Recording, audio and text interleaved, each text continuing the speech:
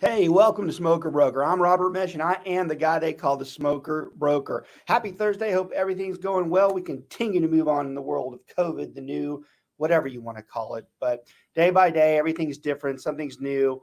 One thing I do want to start the show off with today, because I found it very relevant to a show we did at the beginning of COVID. Uh, Massive article released by Forbes, I believe, this morning, or Fortune 500, one of the big ones out there, and it talked about how the housing industry right now is booming, and it's like at a 20% increase over the year before.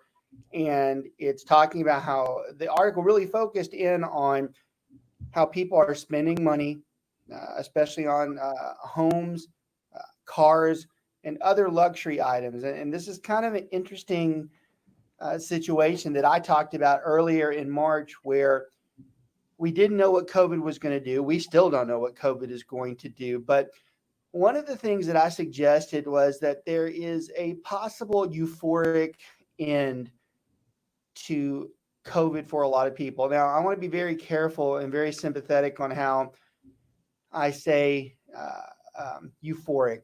There's nothing euphoric about COVID. COVID is awful. It's killed 40,000 people right now. Globally, so many people have had it, and it's going to continue to do that. There's nothing that's euphoric about COVID killing people and scaring people like it does right now. But there is something that COVID has done, and it's been an interesting phenomenon. And I did predict it months ago, where I suggested that if people feel that they can get past COVID, like no matter what happens, that we move on, we continue to press on like we always do, that people might develop this momentum behind them that suggests that, look, if I can get past COVID, I can do anything. And I'm not going to waste my life anymore. I'm going to start making myself happy now. And you're seeing this phenomenon, especially in the people who are like in their mid 40s to early 60s or so. They're starting to say, like, I only have so much time. I'm going to stop waiting until I'm 55 or 60 to do things. I'm going to buy the house that I want. I'm going to change the house the way I want it. I'm going to go buy a car. I'm going to start living the life the way I want to live it. Somewhat of a euphoria that's created because of the horribleness. COVID is an interesting animal in itself. That COVID is we've had many national moments of concern over the last 30 or 40 years. You talk about terrorist attacks. There's numerous things that we can go back and say. SARS.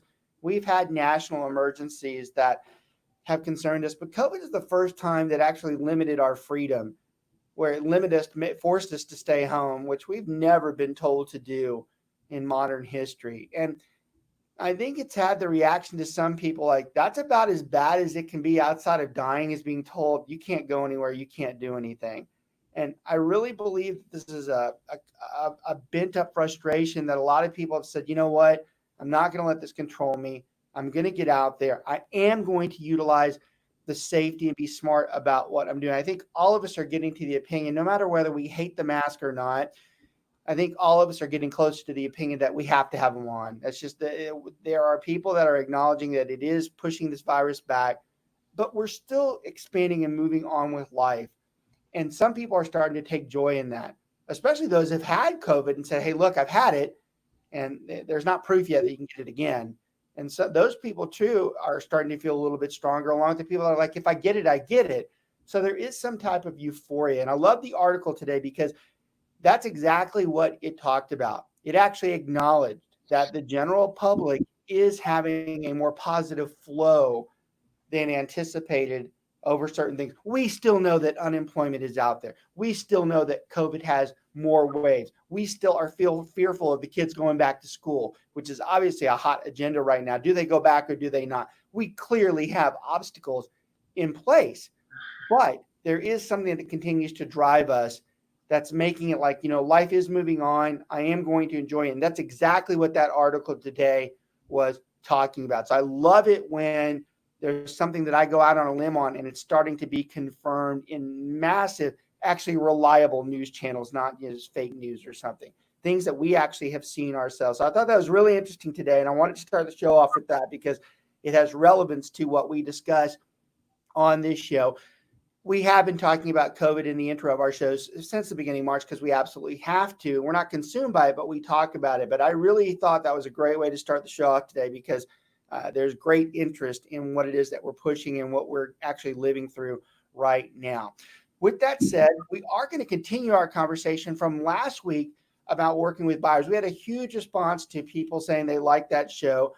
We can never cover everything in a short hour time frame. And normally I don't put the same shows back and forth together because I like to really have variety on the show. But I did decide on this one. We're going to keep going. We had, I think the archives had anywhere from 550 to 600 people watch the show last week. And that shows me that a lot of people had interest in this particular topic. So we're going to go ahead and continue it today.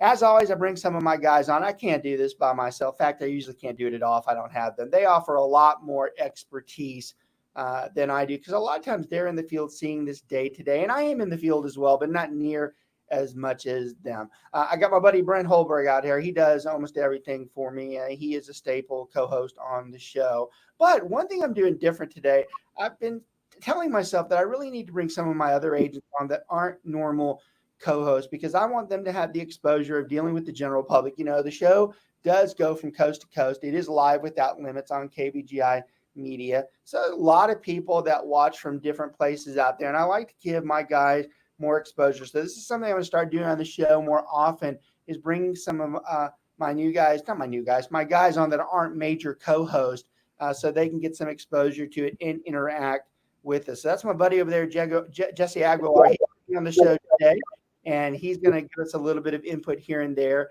He's not used to talking in front of a lot of people, so we're going to make it a lot easier on him just so he can acknowledge some of the things we're talking about. So, Jessi, thanks for being on the show with us today. Brent, always super paranoid over there. He's like about 10 feet from me. He's got the mask on. He's worried that something's I can't even drink my coffee. Like, how am I? My favorite of the places that are banning are there that insist on masks, but then it's a drinking or a smoking. But I'm like, how do you do that? Do you cut a hole? Well, when you're drinking, it's not contagious anymore. Right. And then you put the cup down, then it's contagious again. Yeah, the hypocrisies are tough on what it is that we're doing. I think we all agree that the mask should be worn in public, but it is becoming difficult as to how far do we go with, is the mask going to stop, from certain situations. So that is always kind of a interesting conversation right now. But Brent being ultra paranoid, but actually doing a good promo there that we should have the mask on. We do insist that our agents, when they're out and about, they do abide by the governor's response that we do have masks on in public. Where's our smoker broker branded masks? Come on. Broker, we need to have it. I have it everywhere else. We might as well have it on mask.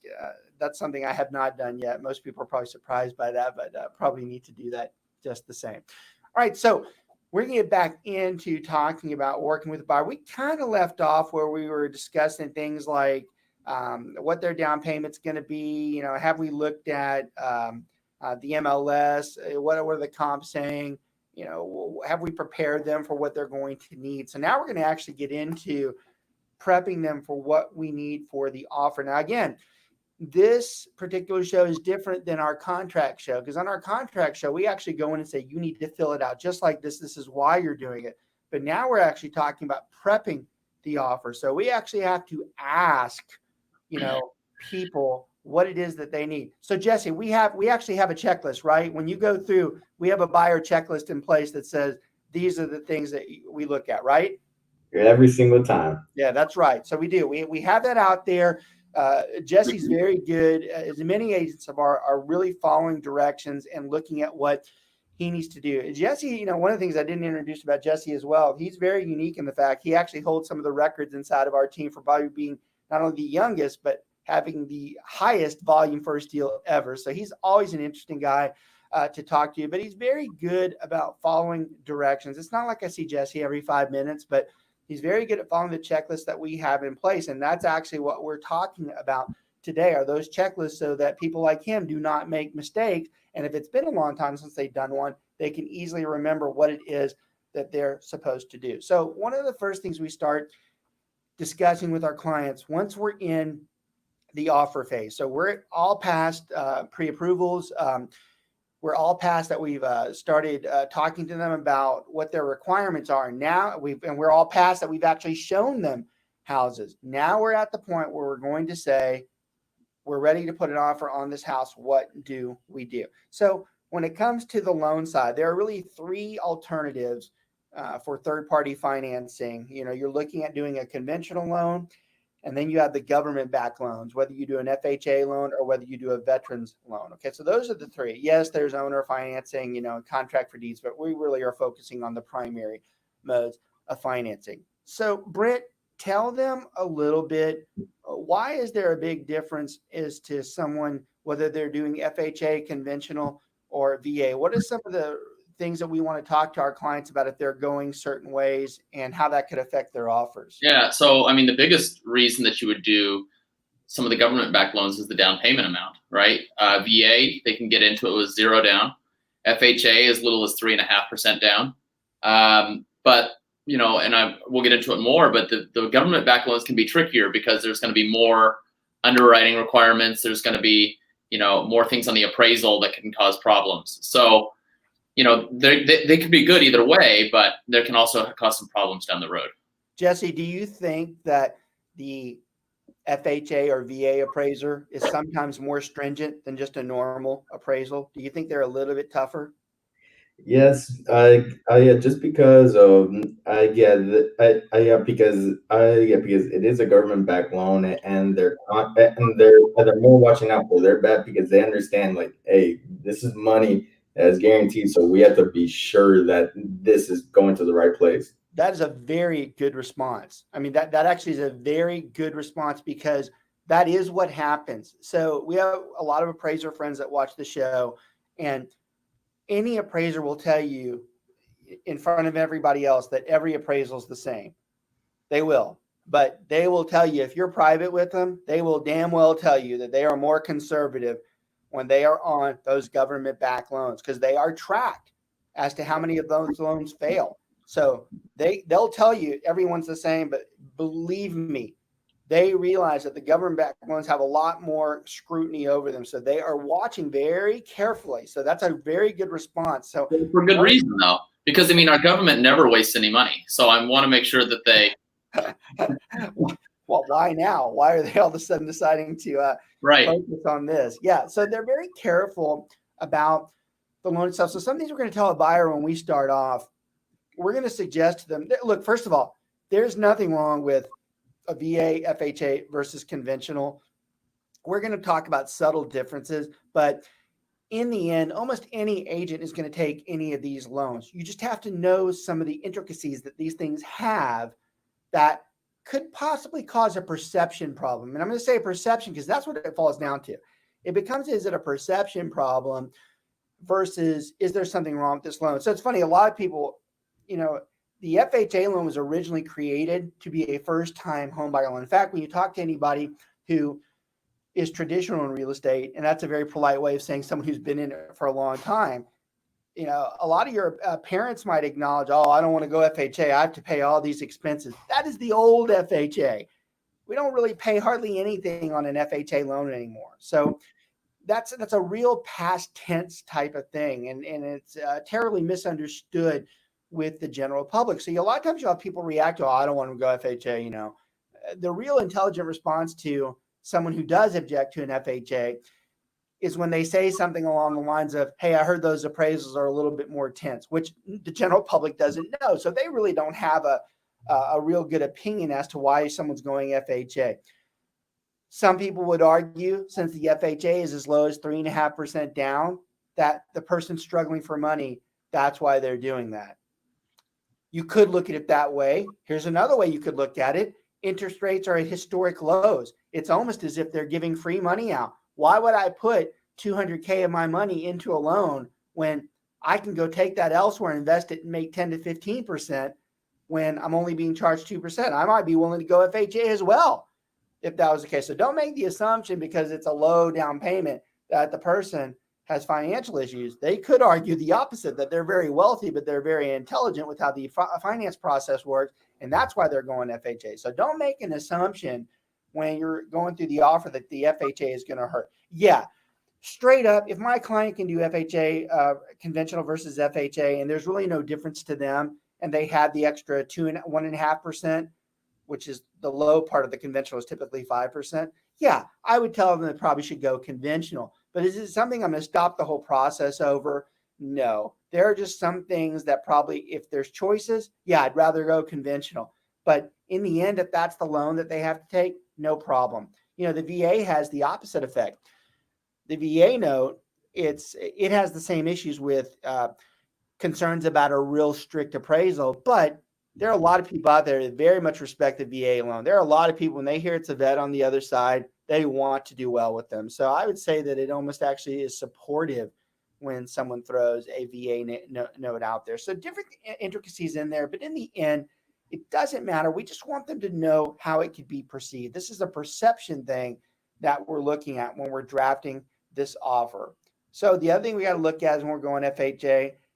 Brent, what are some concerns that an FHA loan might have besides being stringent? What are some things specifically that an FHA appraiser might say, I don't know about that? Foundation, roof, they get really weird about that. And anything that's going to be a big deal, that they're not going to be near as flexible as it would be. Well, I mean, appraiser doesn't actually care on a conventional if the foundation sucks. Really, they don't mention it.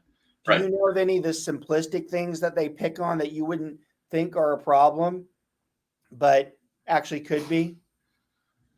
Off the top of your head, it's okay if you don't. Not off the top of my head, but I'm sure it's cool. Because I have stupid ones. I have dumb ones that I've seen over the years that have surprised me. Like one time, we had there's a shed in the back of the house. It's a huge house, just like on a third of an acre. Beautiful house, $400K. There's a shed on the far back of the property. It's a POS shed. The VA appraiser came back and said, hey, one of those windows are cracked. Like, where? They go in the shed. I go, the shed? I go, that has a bunch of tools. It's not even close to the house. They go, yeah, but the way we do it, it has to be included. I was like, wow. I've seen one time where there was a penetration in the roof where there was a hole that had just a little bit of sunlight going through. FHA appraiser came in and said, obviously that's leaking. That needs to be repaired. We can't let a government-backed loan go in with potential mold issues. So there are some tiny things in there that can really confuse us and actually hurt our offer process. So when you're going through the offers, this is a longer conversation when we're in contracts, but the general rule of thumb here is if you can go conventional, great. I mean, there's nothing wrong with the FHA or VA. We'd rather go conventional. Of course, we'd rather go cash if we could, but just be weary that if you're up against somebody who's paying cash or going conventional, you might be behind the 8 ball just a little bit on those loans. Your buyer deserves to know that when you're drafting this offer for them. Okay, a lot of times we're going to look at too whether a HOA exists. Okay, Jessi, would you say that it's 50-50? There's no right answer here. Would you say that, in your opinion, a lot of people want an HOA or a lot of people hate an HOA?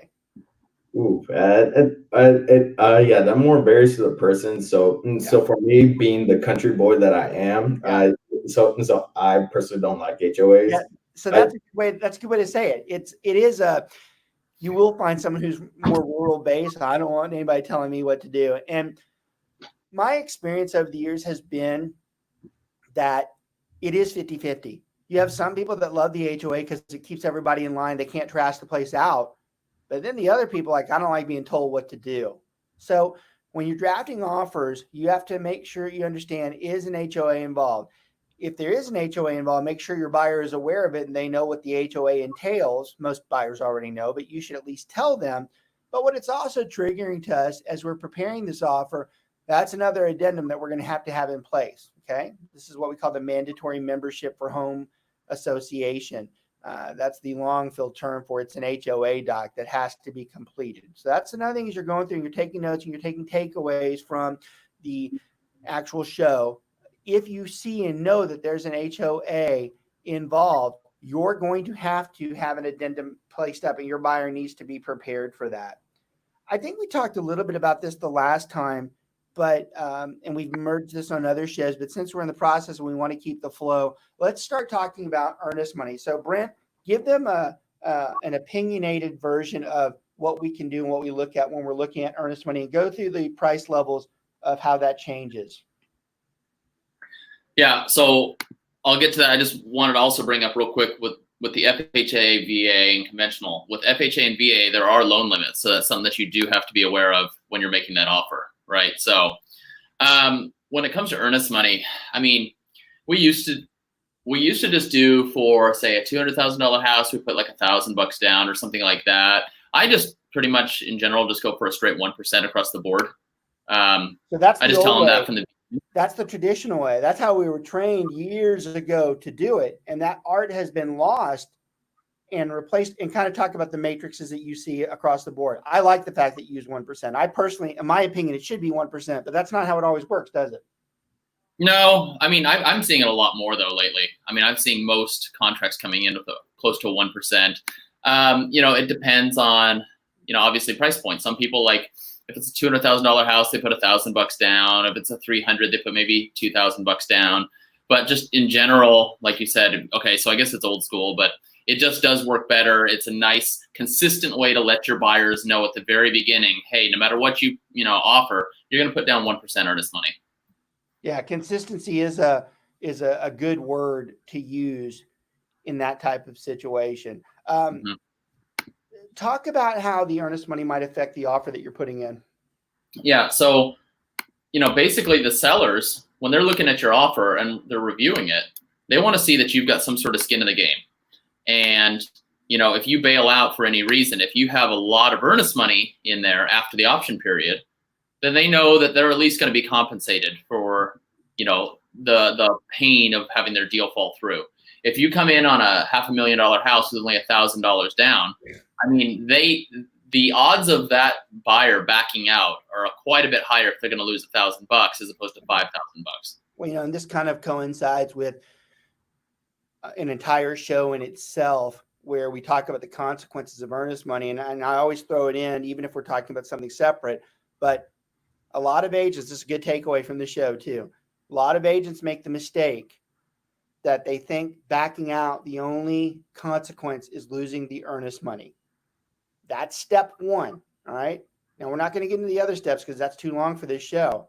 But rest assured, especially anybody who's new that's watching this show, don't ever tell your buyer, if they back out, the only thing they're going to lose is their earnest money. It is very possible that they might have monetary damages assessed, as well as to what that seller has already done in anticipation that buyer is going to close. So earnest money does give us an idea as to, well, that's one good faith estimate out there that they're going to lose that if they pull this stunt. So we want to make sure that they're persuaded to not do something like that, which is why sometimes we will ask for a decent amount of earnest money.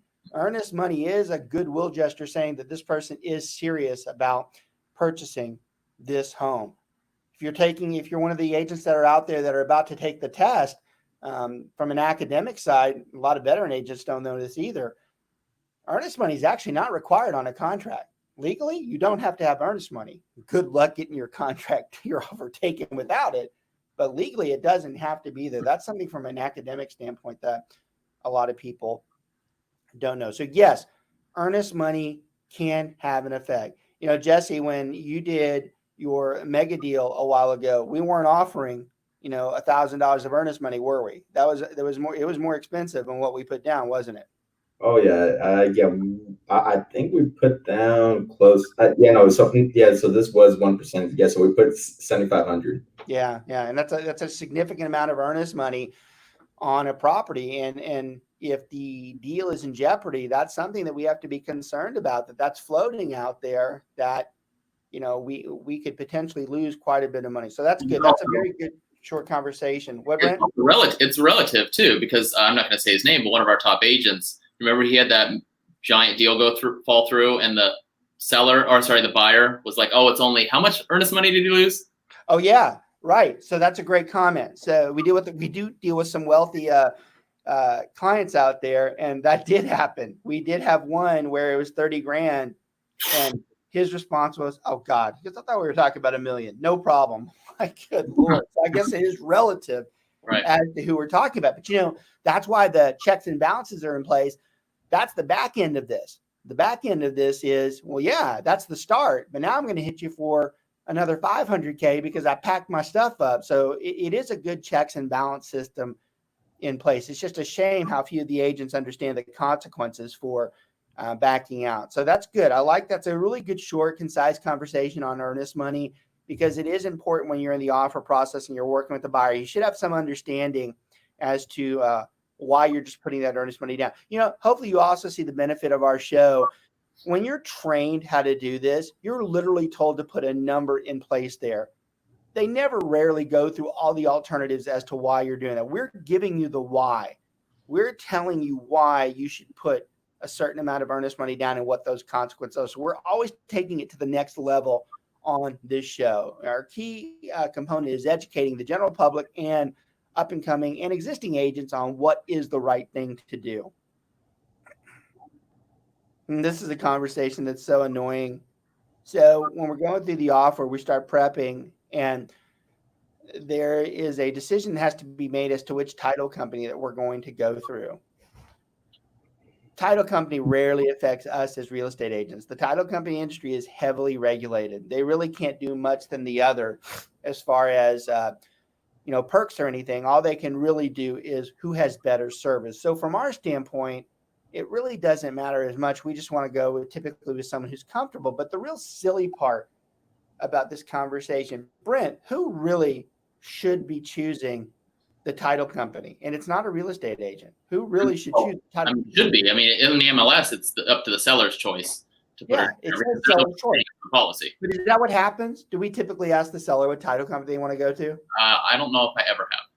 Yeah, we typically are the ones that select it, which causes a problem. Well, but I mean, in general, because we're the ones interacting with them on a day-to-day basis. So if we have a title company that we know is going to make the transaction smooth, keep our buyers and sellers coordinated and up to date, then that's worth quite a bit. But it's nothing that we'd ever blow a deal up over if that's good, because that's where I'm going with this, and I'm going to keep this one short and sweet because this one can go longer. But on this one, he just said the problem.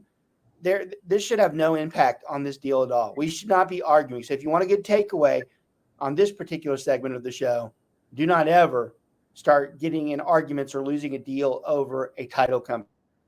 State your best argument as to why you want yours done. I will tell you the etiquette suggests that it's the seller agent, the listing agent, who should choose it because it's their seller who's paying for it. And it's expensive.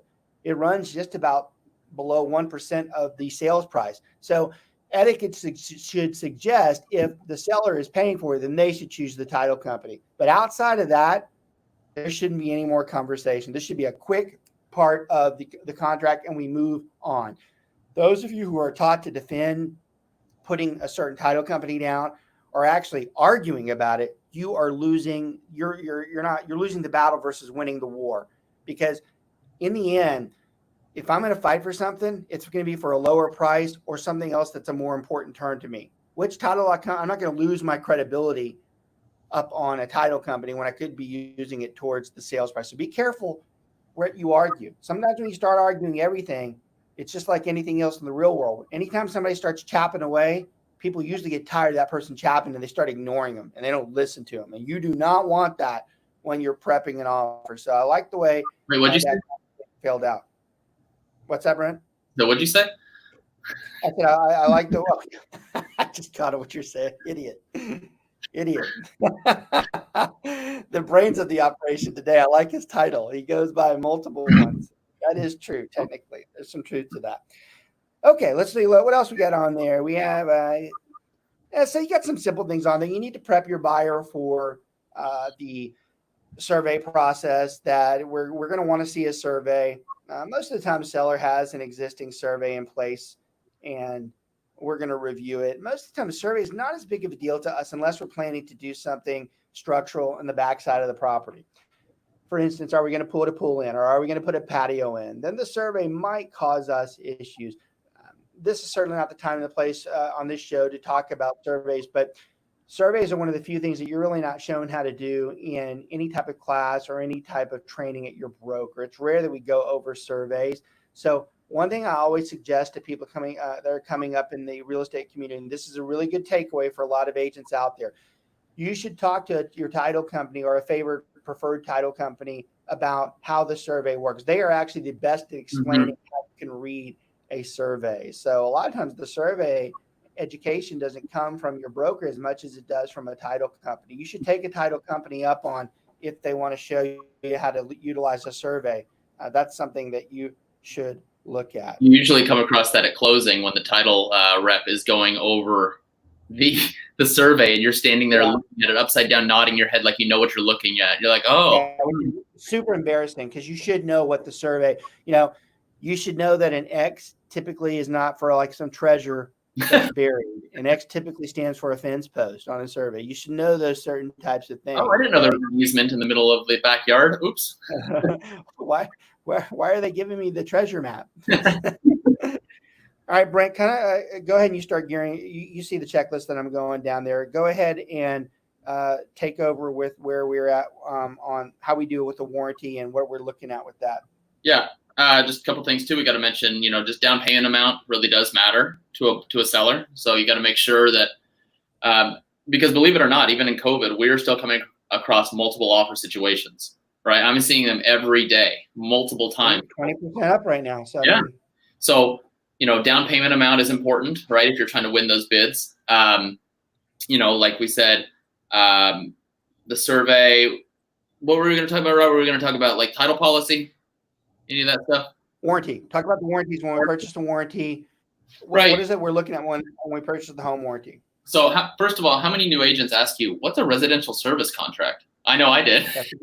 That's good. That's a good way to say it, because a lot of even existing agents still don't understand we're talking about a home warranty, right? I asked that question. So yeah, I mean, it's most listing agents prep their sellers. They're going to have to pay anywhere from $500 to $700 for a home warranty for the buyer for the first year, depending on the size of the house. If there's a pool, that number can go up a little bit, but $500 to $700. We usually say about $550, $600. COVID is going to. That's what you're going to want to ask that seller to pay for. So, and we know that and good agents will prep their buyers to tell them, hey, look, this is a home warranty. It does not cover everything. There's going to be a lot of times that something breaks and you could be disappointed in the lack of coverage, but it's basically free to you. So you might as well just take it. Yeah. Jesse, does the home warranty cover a foundation issue? Oh man, that's more of a bigger conversation to have, because man, that warranty for the foundation is just something else. It's a whole different world, right? The foundation is looking at whether it had its own warranty in place, so it's actually a separate warranty that we're looking at, right? So Jesse's hinting at the fact that there's a separate warranty in the foundation. The home warranty itself will not protect the foundation. You're not going to have a home warranty company say, and they'd be out of business within the second. So, but Jesse brings up a good point. There are typically separate warranties in place for a foundation. So that's a good conversation in itself. Yeah, typically the company that picks up the foundation, they will provide the warranty. Yeah, that's right. That's right. And we want to see that when we're prepping a buyer. That's something we want to have looked at before we actually continue to commit into this. Well, and I've seen a home warranty not cover a buyer's heater that broke because they don't cover moving parts. You have to look very carefully in the fine print, right? So, and you can argue with it all you want, but it's ultimately up to them to say, no, we're not going to cover that.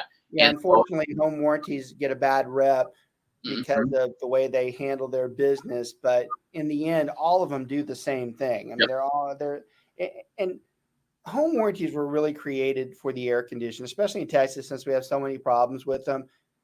Any home warranty company is going to tell you they will go out of their way before they replace the AC unit. Yep. They are going to try to band-aid any way to say, look, it's still working. Yep. So it is difficult.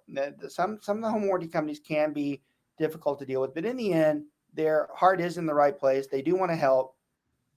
Every offer you do as a buyer should have a home warranty in place. They are very good for certain things. When the air conditioner does have a little problem, it's nice to have it. When the water heater goes out, it's nice to have it. There are a lot of things on that warranty that are protected, and the seller is typically going to pay for it. So, and it also creates a good buffer, from the listing side of it. If you ever have a seller, this is a good takeaway as well. If you ever have a seller who says, I don't want to pay for a home warranty, you're like, yeah, you do. Because that's the one thing that's going to keep that buyer from calling you back all the time saying, why isn't this working? Why isn't that working? That's where you fire away with, hey, I bought a warranty for you. You deal with it. I'm done with this conversation. So don't ever let a seller tell you that they don't want the home warranty. They want to buy the home warranty. Well, and it never fails that your buyer's AC breaks the day they move in. Like, and well, Oh yeah. the show gets watched across the country, but in Texas, that's a far greater problem. Yep. It is. Those of you who think that an air condition, that's bad luck, that your air conditioner breaks the day before you close or the day after, it happens all the time. Yep. I don't think it's a Murphy's Law on you. It's Texas. And those things run. Call from your buyer after you close. Yeah, I mean, so that's why those things are in place. Certain companies are going to have warranties in place when you list. I will. This show's watched by a lot of brokerages, but I will toot Keller Williams' horn. A lot of branches, including the ones that we're at, they actually have home warranties in place that are automatic. That the moment we list your house, we actually already have a warranty in place that if something like that does happen, you're protected. It doesn't even cost you anything. So there are cool things about the home warranty. You want the home warranty. That when you're putting an offer, you want to ask for it. Yeah, Robert. Yep. Go ahead. Yeah. So just speaking about the AC really quickly. Yeah. So yes. Okay, so there's a lease that I did yesterday and everything, and the AC wasn't working, so we needed to just put in a window unit just for a day or two, and the AC got fixed today, and the home warranty said, hey, yeah, it just turned out to be a circuit board.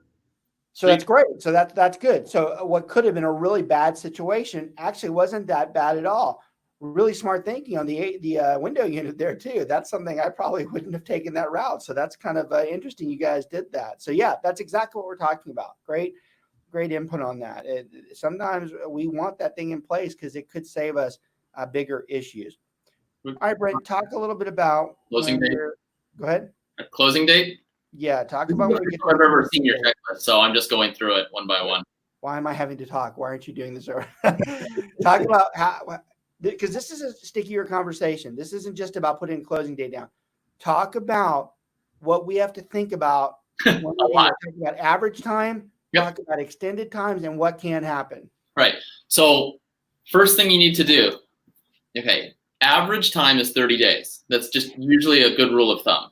First thing you need to do is you always need to talk to the lender and say, can you get this done in 30 days? It's going to depend who the lender is. If they're a big conglomerate bank, I doubt you're going to get it done in 30 days, right? You might need 45. So you need to talk to the lender and see how quickly they can get it done. The other thing you need to do is you need to make sure that it's not too far out that seller is going to say, well, why are we going to stay, we're going to wait 60 days? You wouldn't want that. Then you need to look at what day you're going to close on. Okay. So most agents like to put Fridays down for some God knows reason. I don't know why. But Fridays are horrific for closing. One, titles are jammed because everybody does it. If you miss funding, then your buyer is not going to get to move in until Monday. And also, you need to look and see, is that closing date on a holiday? I hit the trifecta when I did a closing on, it was Good Friday, and I didn't realize that title company was closed. Good Friday. Thanksgiving, the Wednesday before Thanksgiving is the absolute worst time to close on a home. If you miss that, you are literally talking about 5 or 6 days back into Monday. And then you're even lucky if they can get that. Don't ever close the Wednesday of Thanksgiving. I wouldn't even tell you to close the week of Thanksgiving, period. I would say you either do it before or you do it after. That's a horrible time to close on a house. Christmas too. When you start getting into Christmas Eve, and that New Year's stretch is a terrible time to make the actual schedule close. Now, don't get me wrong. There are sometimes we just can't help it. Businesses, jobs require that we close. And I'm not telling you don't close, period. I'm telling you, if you have the choice, make sure you don't put those dates on there. If you have to do it, you have to do it. You have to roll the dice sometimes. But, man, if you've got the choice and you put that is dumb. You're just asking for trouble. Brent, that's your cue to keep going. All right. Well, there has been pauses earlier. So, make sure that you are setting up your closing on a day that, like a Thursday. I like closes on Thursday. It's just a day. That way you have another day to bump it past, and then like I said, it's not on a holiday. It's not on the end of the week, and your lender can get it done in time. That's all I have to say about that. All right, go into when we're drafting the option. What are we looking for when we're looking at the option period? What are some things that we're going to be prepared for as we're prepping this offer?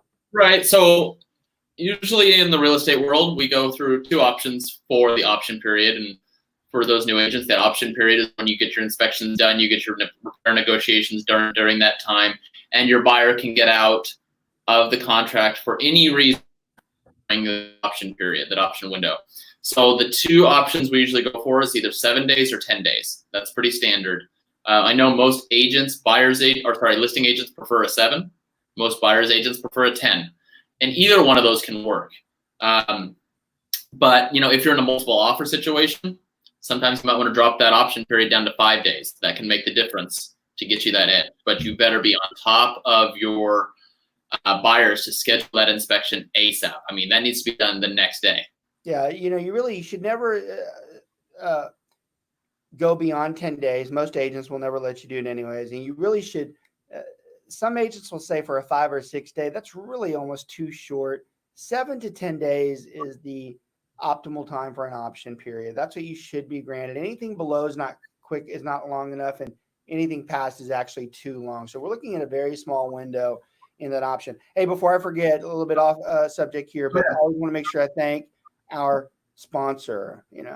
We have Martin Cooley out of BPD Inspections. He has been an outstanding sponsor for us.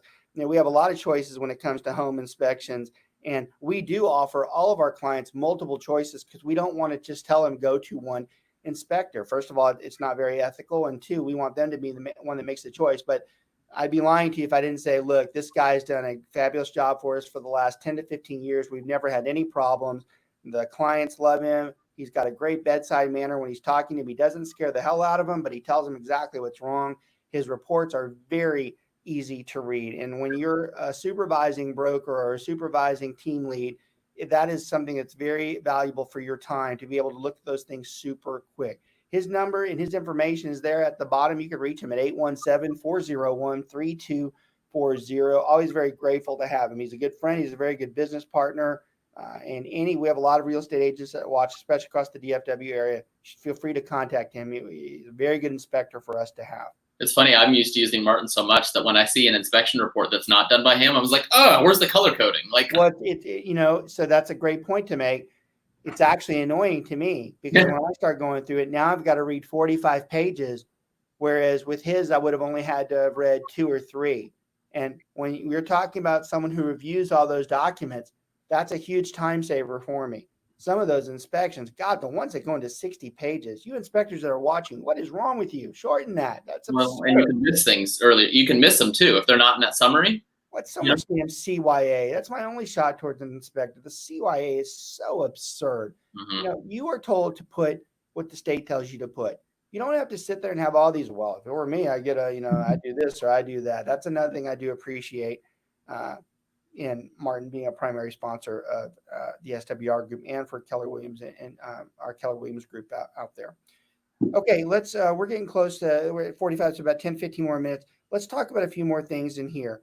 The general public probably doesn't understand this as much, but we want to have a brief conversation. So when we're prepping this offer, we have to have a conversation with our buyer about intermediary practices. Okay, intermediary practices suggest that if it's our buyer and we take him to a seller, and so let's use Brent and Jessi as good examples. Let's say Jessi has they're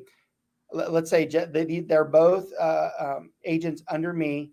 So they're inside of our brokerage. They report to the same broker. But let's say Jessi represents one of our buyers and he takes his buyer to Brent's seller. Both of them are clients. They have to be clients for this to be an intermediary.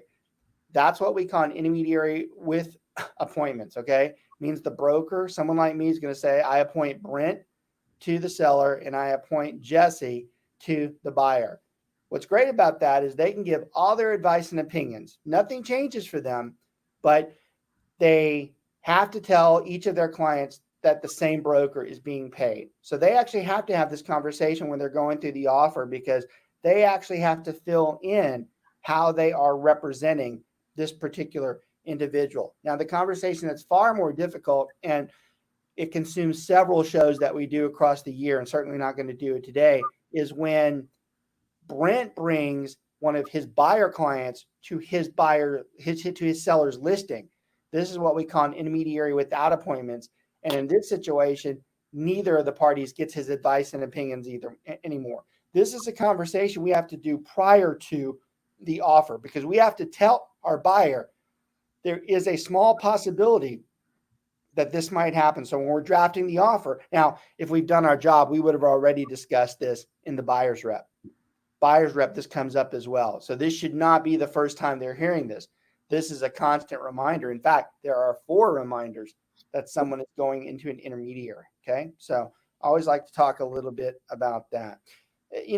We talk about this show being live in current events. So there are several things that we've talked about that have happened in the last hour. Here's another one where it starts talking about, has the seller's disclosure been sent? So one of our agents just a little while ago checked that they're going to receive it, but in 2 days. That is an option on the contract.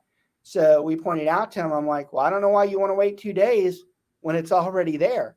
There might be some, most sellers have already completed the seller's disclosure. For the general public who's watching, that document's already there. So why wait for it? If it's there, we want to see it before we draft this offer. We might find something on that seller's disclosure that would keep our buyer from purchasing this property. So to our agent that was just doing that, if you're watching, let me give you the longer explanation about this.